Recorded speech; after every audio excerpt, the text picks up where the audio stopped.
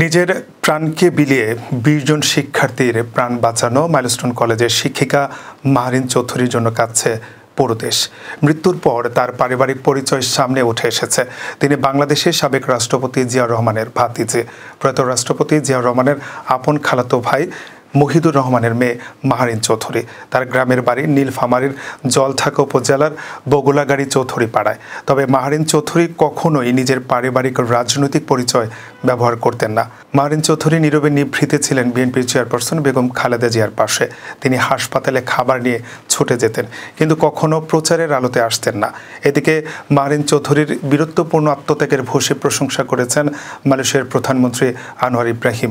এক শোক বার্তায় শিক্ষিকা মাহরিন চৌধুরীর আত্মত্যাগের কথা স্মরণ করে তিনি বলেন, নিহতদের মধ্যে ছিলেন শিক্ষক মাহরিন চৌধুরী, যিনি সাহসিকতার সঙ্গে শিক্ষার্থীদের নিরাপদে সরিয়ে নিয়ে যান এবং পরবর্তীতে আরও শিশুদের বাঁচাতে ধোঁয়া ও আগুনের মধ্যেও ফিরে যান।